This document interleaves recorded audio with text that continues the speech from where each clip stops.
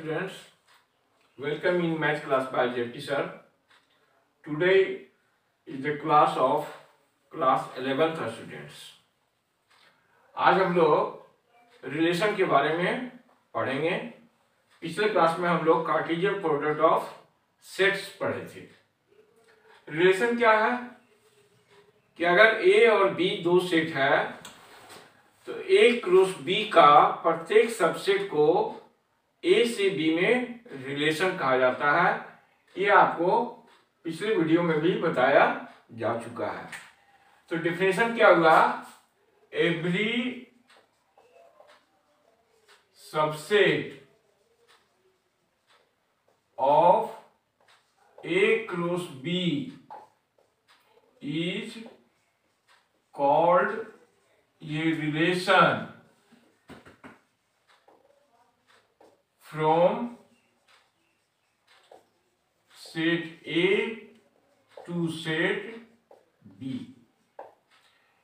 If R is a relation,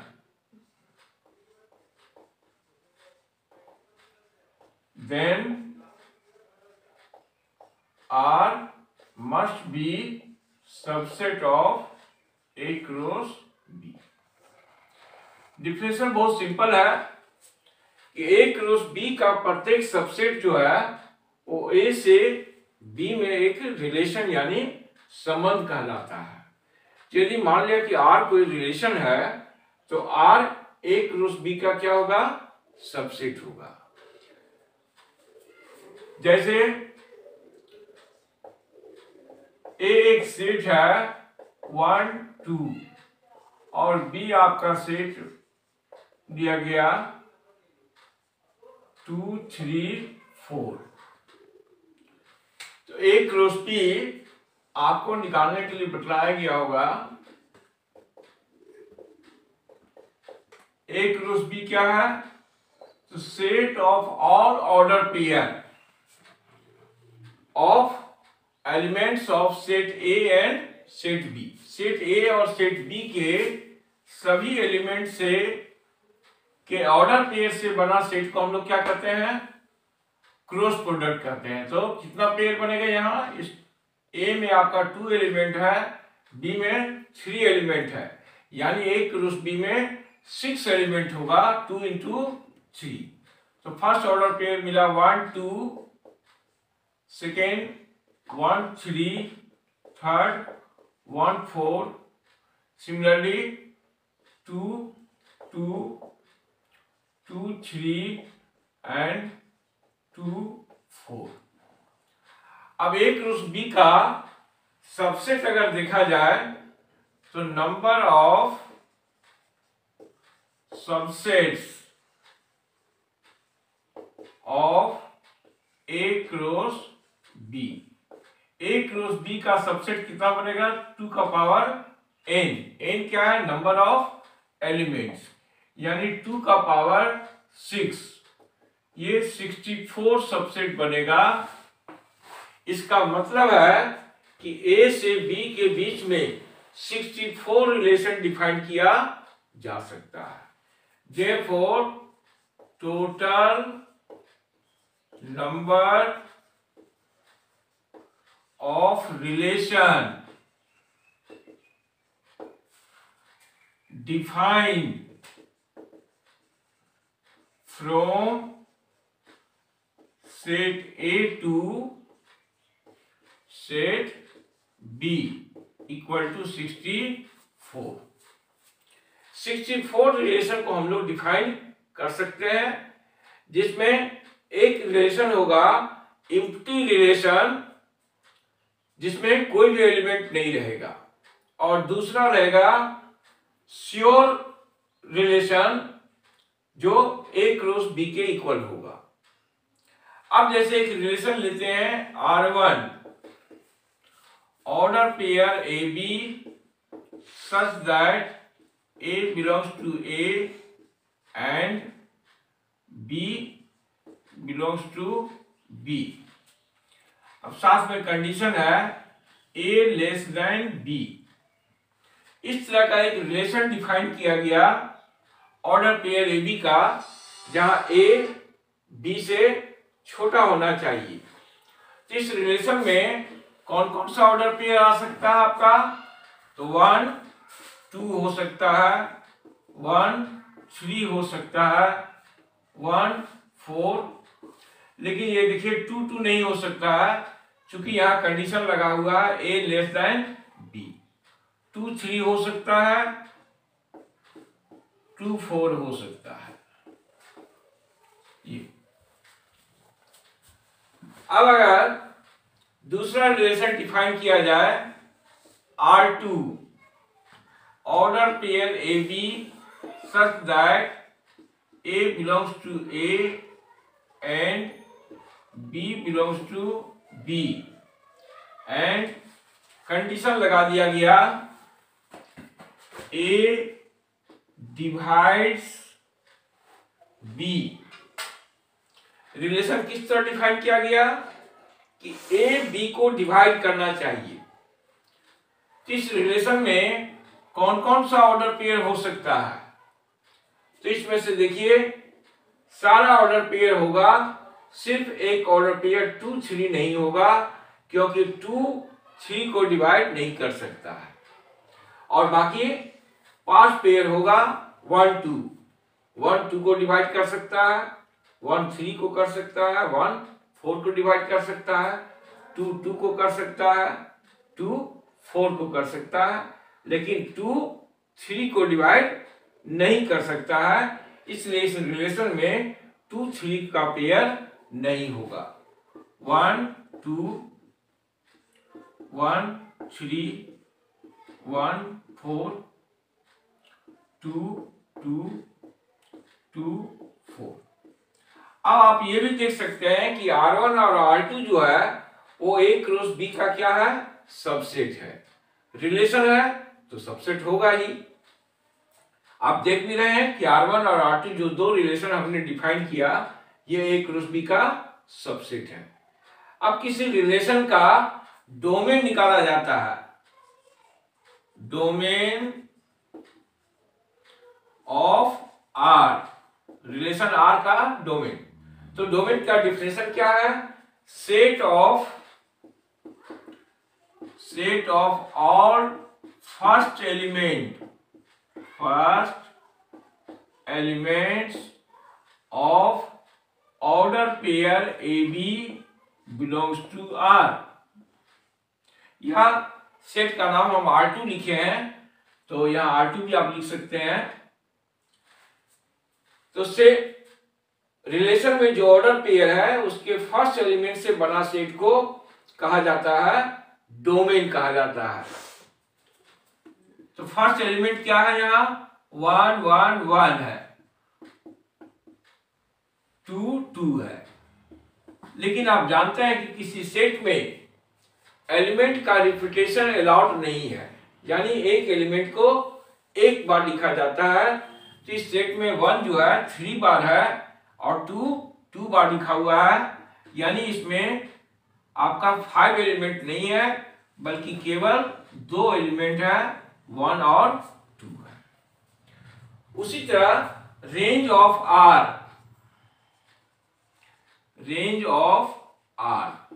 range को हिंदी में परिसर कहा जाता है, डोमेन को प्रांत कहा जाता है। इस रिलेशन का रेंज क्या होगा? तो set of all second elements of order pair A B belongs to R। जो रिलेशन है उस रिलेशन में सेकेंड एलिमेंट का जो सेट बनेगा that is called range of the relation. तो ये जो एग्जांपल दिया गया है, सेकेंड एलिमेंट क्या है आपका? 2 है, 2 3 4 4 2 और फिर 4 है। अब इसमें देखिए एक ही एलिमेंट 2 बार लिखा गया है, 2 आपका 2 बार आया है, 4 4 2 बार आया है। तो ये कौन सा सेट है? 2, 3, 4 का सेट है। ये आपका कहलाता है रेंज ऑफ द रिलेशन। दूसरा होता है कोडोमेन ऑफ द रिलेशन। तो फर्स्ट सेट जो है ए को कहा जाता है कोडोमेन ऑफ द रिलेशन। इसमें एक टर्म और आपको याद रखना है, कोडोमेन ऑफ आर। कोडोमेन किसको कहा गया? तो set A is called codomain of relation R. पहला जो सेट है उसको कोडोमेन कहा जाता है। इसे एरो डायग्राम से भी दिखाया जाता है।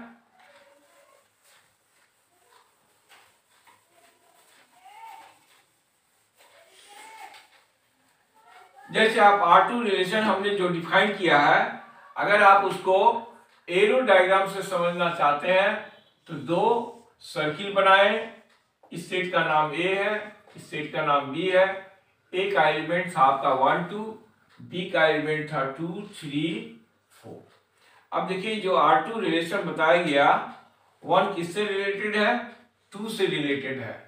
तो 1 और 2 के बीच में एक एरो लगा देंगे R2। दूसरा 1, 3 से रिलेटेड है, तो 1, 3 के बीच में एरो लगा देंगे। 1, 4 से भी है, ये 2, 2 से रिलेटेड है, तो 2 और 2 के बीच में एरो लगा देंगे। 2, 4 से रिलेटेड है, तो 2, 4। इसको एरो डायग्राम कहा जाता है। तो आप एरो डायग्राम के द्वारा भी रिलेशन को डिफाइन कर सकते हैं। देखिए आपके सामने 2 क्वेश्चन है रिलेशन का। एक है कि find domain and range of relation R which is defined by order pair xy such that xy belongs to w and x square plus y square equal to 25। यहाँ सेट डिफाइन नहीं किया गया है। Set आपका क्या है? w whole number का set है। दूसरा क्वेश्चन में सेट दिया हुआ है a जिसका एलिमेंट है 1, 2, 3, 4 एंड 6 और एक रिलेशन डिफाइन किया गया है ऑर्डर पेयर ए बी से, जहां ए में हो, बी भी ए में हो और ए बी को डिवाइड करता हो। तो इस रिलेशन का भी आपको डोमेन और रेंज निकालना है। तो ऑर्डर पेयर को पहले हम लोग खोजेंगे। गिवन क्या है? X square plus y square equal to 25। तो आप यहां से y को निकाल लेंगे। y square equal to 25 minus x square. So y equal to 25 minus x square का अंडर रूट। हम लोग यहाँ प्लस माइनस इसलिए नहीं लेंगे कि सेट जो है वो w में है। अगर सेट इंटीगर में दिया जाए z तो आप यहाँ प्लस माइनस दोनों ले सकते हैं। अब ऐसो x का ऐसा वैल्यू पुट कीजिए कि आपका y होल नंबर में आना चाहिए। x को जब हम लोग 0 पुट करेंगे तो y क्या मिलेगा? y मिलेगा आपका 25 माइनस 0 स्क्वायर मीन्स 25 यानी प्लस मिलेगा। अब दूसरा नंबर ऐसा लेना है होल नंबर में कि y आपको होल नंबर मिले। तो अगर आप x का वैल्यू 1 लेते हैं तो y का वैल्यू क्या मिलेगा? अंडर रूट 24 मिलेगा, जो होल नंबर नहीं होगा। तो हम लोग x 1 नहीं ले सकते हैं, उसी तरह 2 नहीं ले सकते हैं। अगर हम x इक्वल टू 3 लेके आगे बढ़ते हैं तो y का वैल्यू मिलेगा 25 माइनस 3 का स्क्वायर यानी 25 माइनस 9 16, ये 4 मिला। ठीक उसी तरह से x का वैल्यू अगर 4 लेंगे तो y का वैल्यू आपको 3 मिलेगा। 25 माइनस 4 का स्क्वायर तो क्या मिलेगा 3। और अगर आप 5 लीजिएगा x = 5 तो y क्या मिल जाएगा 0 मिलेगा।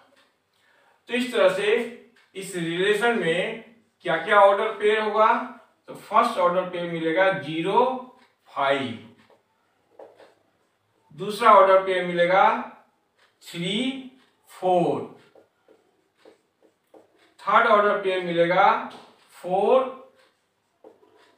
3 और अगला ऑर्डर पेयर मिलेगा 5 0। ये ऑर्डर पेयर मिला। तो सबसे पहले हम लोग को जो कंडीशन है वहां से x और y का वैल्यू निकाल लेना पड़ेगा। अब इस रिलेशन का हमको लिखना है डोमेन R। तो अभी आपको बताया गया डोमेन किसको कहा जाता है, set of all first element. R जो ऑर्डर पेयर है उसका फर्स्ट एलिमेंट से बना सेट। तो फर्स्ट एलिमेंट क्या है आपका 0 है, 3 है, 4 है और 5 है। ये अगर रेंज पूछा जाए, रेंज ऑफ रिलेशन R, तो set of all second element क्या है आपका 5, इसमें है 4, इसमें है 3, फिर 5 है तो 5 एक बार लिख दिए इसलिए दोबारा लिखने की जरूरत नहीं है 0। तो आपका रेंज और डोमेन एक ही मिल गया 0 3 4 एंड 5। रेंज भी सेम है और डोमेन भी एक ही है। इस तरह से रेंज और डोमेन हम लोग निकाल सकते हैं। अब इस क्वेश्चन में देखिए कि यहां सेट एक डिफाइन किया गया है A। तो रिलेशन आपका परिभाषा बताया गया होगा पिछले क्लास में कि every subset of A cross A is called a relation on set A। Relation दो सेट के बीच में भी होता है और एक सेट में भी होता है, दोनों का डिफिनेशन एक जैसा है। तो यहाँ A क्रॉस B निकालने का आपको आवश्यकता नहीं है। अगर A क्रॉस B हम लोग निकालने लगेंगे A क्रॉस A, तो चूंकि A में कितना एलिमेंट है 1 2 3 4 5, तो आपको A क्रॉस A में 25 एलिमेंट होगा, यानी 25 ऑर्डर पेयर लिखना पड़ेगा। तो अगर हम यहाँ पे A क्रॉस A लिखने लगे तो हमको 25 ऑर्डर पेयर लिख के दिखाना पड़ेगा, जो आवश्यक नहीं है। हम सिर्फ रिलेशन R के ऑर्डर पेयर को देखेंगे। तो देखिए R में क्या क्या ऑर्डर पेयर आ सकता है। तो 1 के साथ कौन सा पेयर होगा, 1 के साथ 1 का भी पेयर होगा, 2 का भी होगा, 3 का भी होगा, 4 का भी होगा और 6 का भी होगा। क्योंकि आप जानते हैं कि 1 किसी भी नंबर को डिवाइड करता है। तो 1 का पेयर लेंगे 1 1 1 2 1 3 1 4 1 6। अब देखना है कि 2 किसको डिवाइड करेगा। तो 2 1 को डिवाइड नहीं कर सकता है, इसलिए 2 1 का पेयर नहीं होगा। 2 3 को डिवाइड नहीं कर सकता है, 2 4 को डिवाइड नहीं कर सकता है।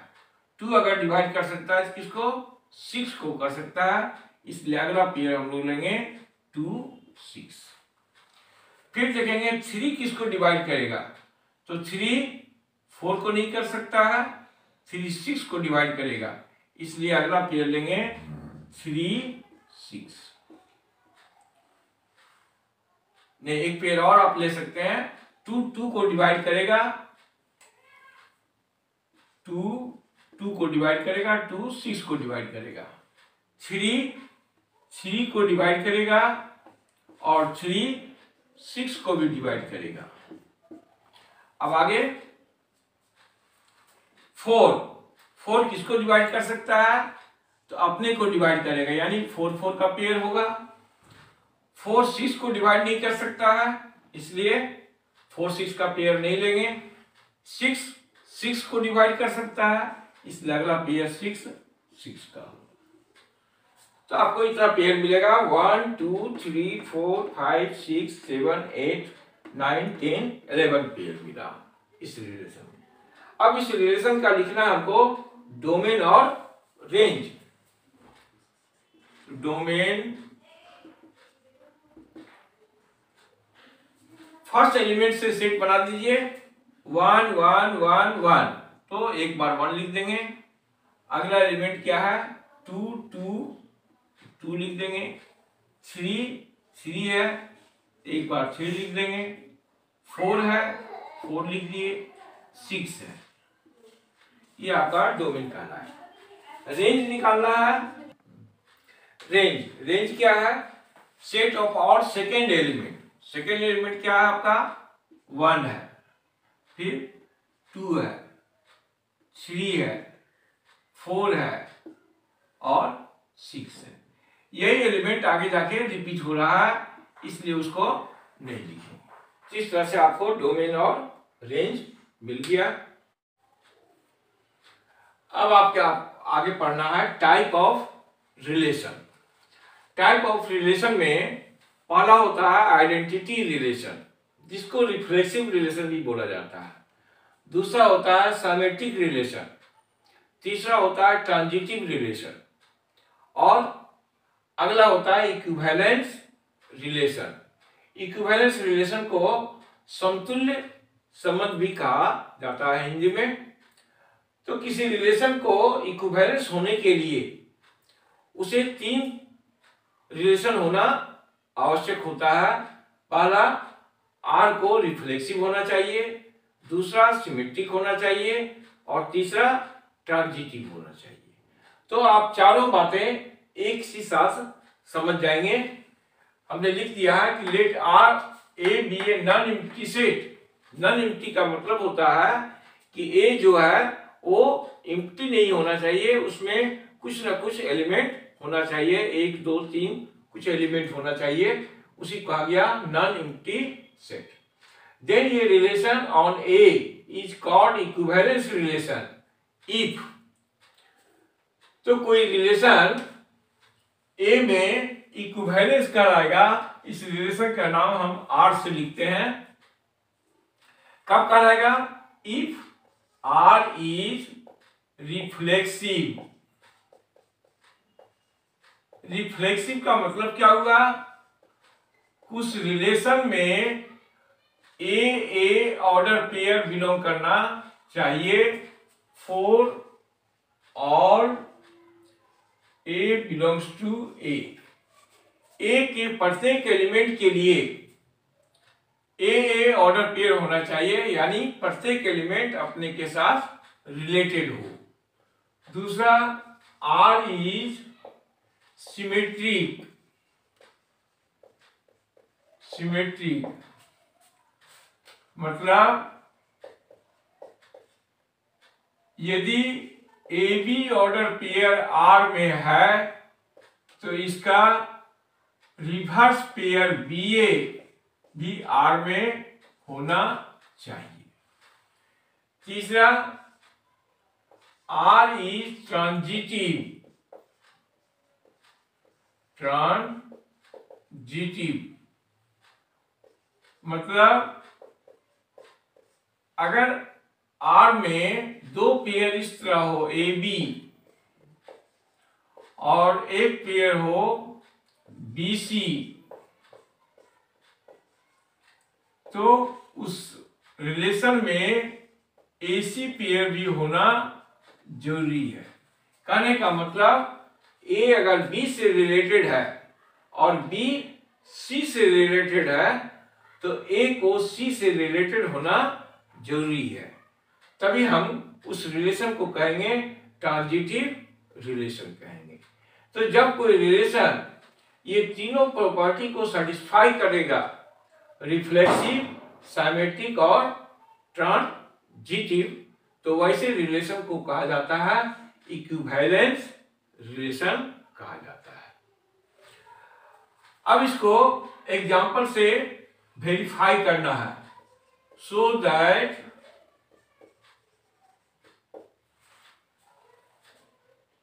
रिलेशन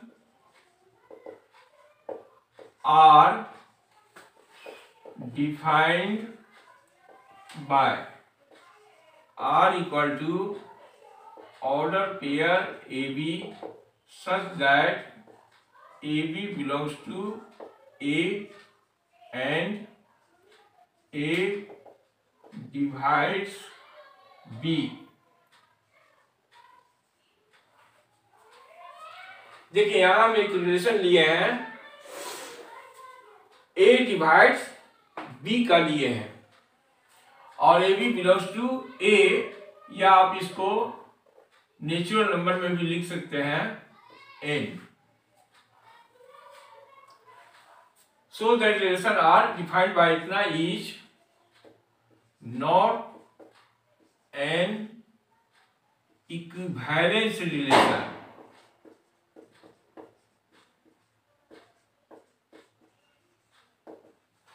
ये जो है इक्विवेलेंस रिलेशन का एग्जाम्पल नहीं है। तो हम लोग ये तीनों जो प्रॉपर्टी है उस प्रॉपर्टी को चेक करेंगे कि वैसा है इसके अंदर या नहीं है। तो हम जानते हैं, we know that any number divide itself, प्रत्येक नंबर जो है अपने को डिवाइड करता है। We know that A divides A को डिवाइड कर सकता है, therefore A belongs to R for all A belongs to N. कोई भी नेचुरल नंबर हो या इंटीजर हो या होल नंबर जो भी हो या रियल नंबर, जैसा यहां आपको लिखा रहे, तो प्रत्येक नंबर अपने को डिवाइड करेगा, 2 को डिवाइड करेगा, 1 को डिवाइड करेगा, यानी R जो है therefore R इज रिफ्लेक्सिव। ये आपको R क्या हो गया, रिफ्लेक्सिव प्रूफ हो गया। दूसरा, let AB belongs to R। मान लिया कि R में एक ऑर्डर पेयर है AB, इसका मतलब जो डिफिनेशन दिया गया है A डिवाइड्स B, A क्या करेगा, B को डिवाइड करना चाहिए। अब हमको देखना है कि A अगर B को डिवाइड करता है तो क्या B भी A को डिवाइड करेगा हमेशा, तो ये पॉसिबल नहीं है। जैसे 2 को डिवाइड करता है, ठीक है, तो रिवर्स में देखेंगे तो फिर 2 को डिवाइड करेगा। लेकिन जब हम कहें कि 2 4 को डिवाइड करता है तो क्या 4 2 को डिवाइड करेगा, तो आंसर होगा नहीं। तो therefore B does not divide A। अगर A B को डिवाइड करता है, ये जरूरी नहीं है कि B भी A को डिवाइड करेगा। इसका मतलब इसका उल्टा पेयर AB का उल्टा पेयर BA R में बिलोंग नहीं करेगा। यहाँ हम AB R में बिलोंग के लिए मतलब पेयर है, लेकिन उसको हम लोग क्या दिखाया कि R में BA ऑर्डर पेयर नहीं हो सकता है। इसका मतलब हो गया कि R is not reflexive symmetric. R जो है वो सिमेट्रिक नहीं कह रहा है। अब चेक करेंगे हम लोग थर्ड पॉइंट को,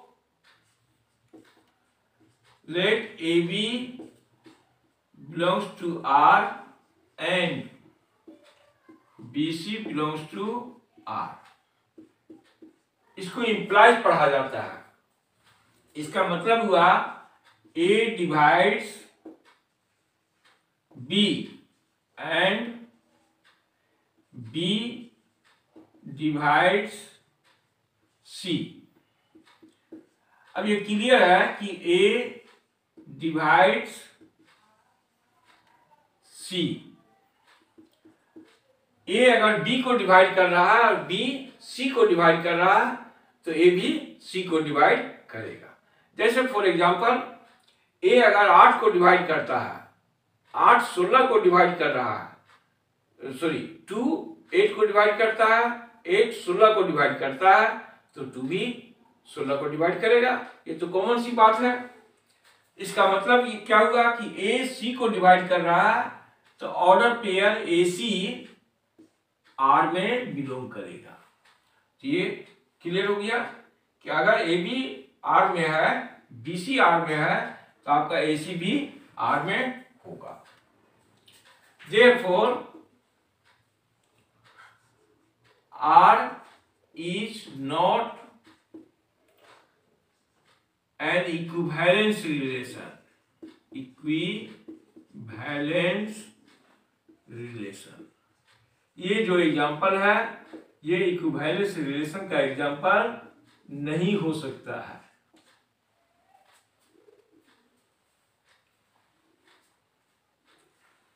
तो बहुत आसान है प्रूफ करना। एक कोई रिलेशन डिफाइन किया गया है जिसको दिखाना है कि वो इक्विवेलेंस रिलेशन है। उसके लिए आपको 3 प्रॉपर्टीज शो करना है। पहला रिफ्लेक्सिव, दूसरा सिमेट्रिक और तीसरा ट्रांजिटिव। इसी तरह दूसरा एग्जांपल आपको दे रहे हैं सेट ऑफ स्ट्रेट लाइन में।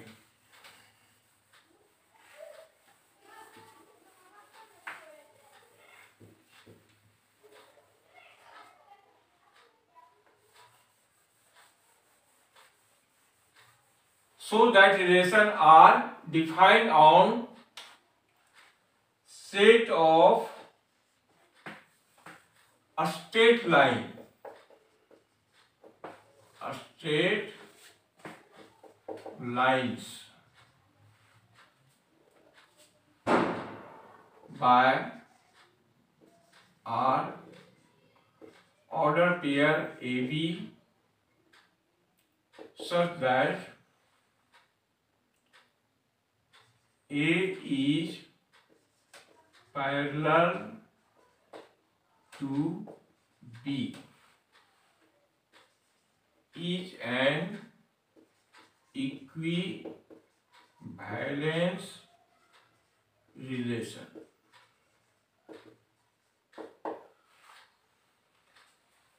R एक रिलेशन है जो स्ट्रेट लाइन के सेट में डिफाइन किया गया है, सरल रेखा के सेट में। कैसे डिफाइन किया गया है कि order pair A B R में होगा यदि ए लाइन बी के समानांतर हो। तो यहां हम लोग 3 लाइन लेके आगे बढ़ेंगे।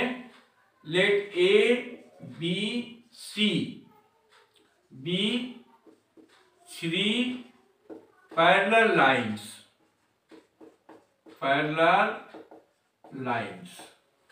मान लिया कि ए बी सी आपको 3 समानांतर रेखा है सेट का।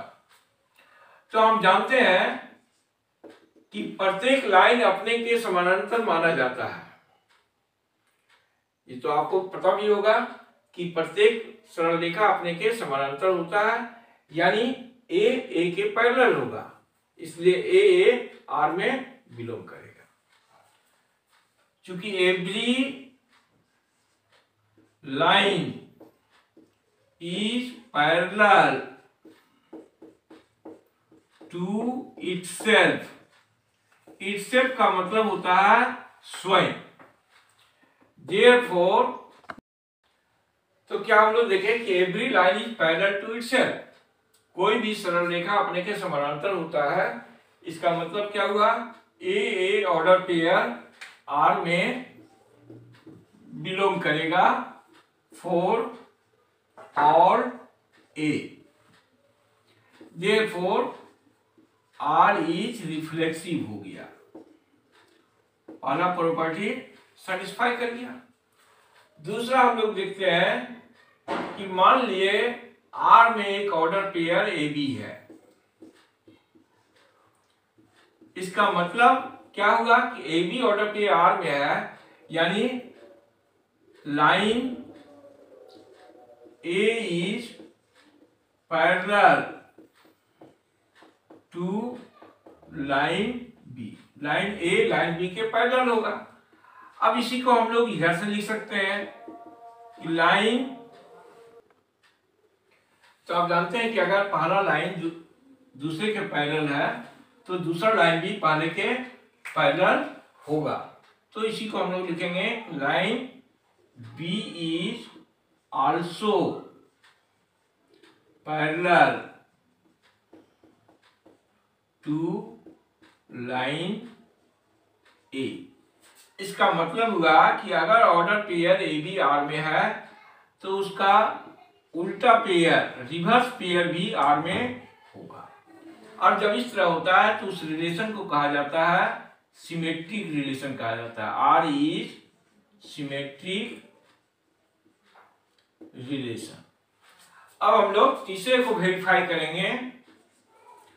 उसके लिए दो पेयर मान लिया गया, एक ए बी और दूसरा बी सी। तो डिफिनेशन के अनुसार ए बी के पैरेलल होगा, A is parallel to B, ये पैरेलल का संकेत है, and B line parallel to C. ये भी आपको क्लियर होगा कि अगर तीन लाइन लिया जाए जिसका नाम ए बी सी दिया जाए या फर्स्ट सेकेंड थर्ड, तो फर्स्ट लाइन सेकेंड के पैरेलल है, सेकेंड थर्ड के पैरेलल है, तो फर्स्ट लाइन थर्ड का पैरेलल माना जाता है। तो इसको हम लोग लिख सकते हैं कि ए पैरेलल टू सी। अब ए पैरेलल सी हो गया यानी order pair A C R में होगा। तो इसका मतलब क्या मिला कि आर इज ट्रांजिटिव, आर को ट्रांजिटिव शो किया गया। और हम लोग जानते हैं ऊपर डिफिनेशन कि अगर कोई रिलेशन रिफ्लेक्सिव, सिमेट्रिक और ट्रांजिटिव तीनों हो तो उसे इक्विवेलेंस रिलेशन कहा जाता है। तो इस तरह से ये प्रूफ हो गया R is an equivalence relation. R जो है आपका इक्विवेलेंस रिलेशन प्रूफ हो गया। तो इसी तरह बहुत सारा एग्जांपल है, जैसे अगर परपेंडिकुलर टू कहा जाए, रिलेशन लिया जाए परपेंडिकुलर टू, तो परपेंडिकुलर टू रिलेशन जो है वो ना तो रिफ्लेक्सिव होगा और ना ट्रांजिटिव होगा, वो सिर्फ आपका सिमेट्रिक होगा। इसी तरह से आप डिस्कस कर सकते हैं कि हम जानते हैं कि no line is perpendicular to itself, कोई भी सरल रेखा अपने के ऊपर लंब नहीं होता है, यानी A does not belongs to R, A R में बिलोंग नहीं करेगा, इसलिए आर इज नॉट रिफ्लेक्सिव।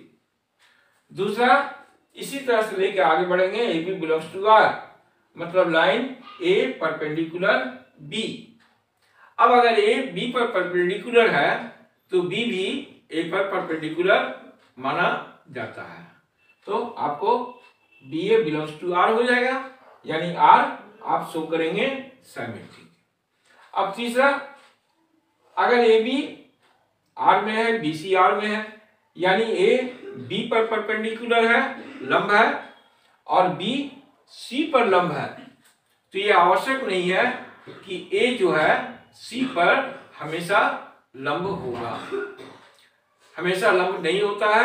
जैसे आप इस तरह का एग्जाम्पल देखिए,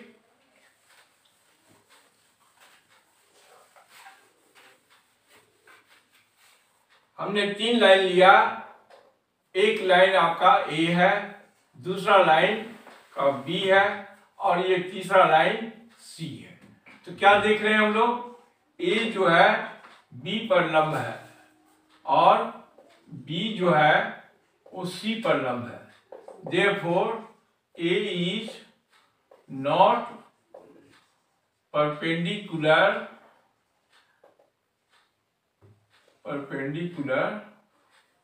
टू C। देखिए ये लाइन जो है C पर परपेंडिकुलर नहीं है। अगर आप इस तरह का लाइन लेते हैं एक्सिस के अनुसार A B C, तो ये तीनों एक दूसरे पर परपेंडिकुलर है, लेकिन ये जनरल में ट्रू नहीं होता है, अर्थात परपेंडिकुलर टू रिलेशन जो है वो ट्रांजिटिव नहीं होगा, इसलिए R is not an equivalence relation आप प्रूव कर सकते हैं। इसी तरह से ट्रायंगल का क्वेश्चन आपको दिया हुआ है बुक में, कन्ग्रुएंस टू और सिमिलर टू। कन्ग्रुएंस टू का मतलब होता है सर्वांग और सिमिलर टू का मतलब होता है समरूप। दो ट्रायंगल समरूप और दो ट्रायंगल सर्वांग का क्वेश्चन बुक में है, जिसको आपको प्रूव करना है कि वो इक्विवेलेंस रिलेशन है। तो अगर एक का मेथड आप समझ गए तो इसी तरह डिस्कस कर सकते हैं कि every triangle is congruence to itself. प्रत्येक ट्रायंगल अपने के कन्ग्रुएंस होता है, यानी ए बिलोंग्स टू आर। आप संकेत लेके बढ़ सकते हैं, तीन ट्रायंगल एबीसी या तीन ट्रायंगल का नाम इस तरह भी बढ़ सकते हैं, ट्रायंगल 1, ट्रायंगल 2, ट्रायंगल 3। तो प्रत्येक ट्रायंगल क्या होता है, अपने के कन्ग्रुएंस माना जाता है। ट्रायंगल 1 कन्ग्रुएंस टू ट्रायंगल 1, ये आपका हो गया आर इज रिफ्लेक्सिव। दूसरा, अगर ट्रायंगल 1 ट्रायंगल 2 के कन्ग्रुएंस है, ट्रायंगल 1 कन्ग्रुएंस ट्रायंगल 2, इसका मतलब ट्रायंगल 2 जो होगा वो ट्रायंगल 1 का कन्ग्रुएंस होगा। तो इससे प्रूफ हो गया कि आर इज सिमेट्री। उसी तरह तीन ट्रायंगल आप लेके शो करेंगे, ट्रायंगल 1 ट्रायंगल 2, ट्रायंगल 1 ट्रायंगल 2 का कन्ग्रुएंस है, और मान लिया ट्रायंगल 2 ट्रायंगल 3 का कन्ग्रुएंस है। इसका मतलब ट्रायंगल 1 जो होगा ट्रायंगल 3 का कन्ग्रुएंस भी होगा, ट्रायंगल 1 ट्रायंगल 3 का कन्ग्रुएंस होगा। तो आप लिख सकते हैं आर इज ट्रांजिटिव। तो इस तरह से तीनों प्रॉपर्टी शो किया गया, reflexive, symmetric and transitive. Hence R is an equivalence relation, equivalence relation. इस तरह बहुत सारा एग्जांपल दिया हुआ है रिलेशन का। इक्विवेलेंस रिलेशन आपको प्रूफ करना है, आप बुक में प्रैक्टिस कर सकते हैं। Thank you very much. अगले क्लास में फिर हम लोग मिलेंगे।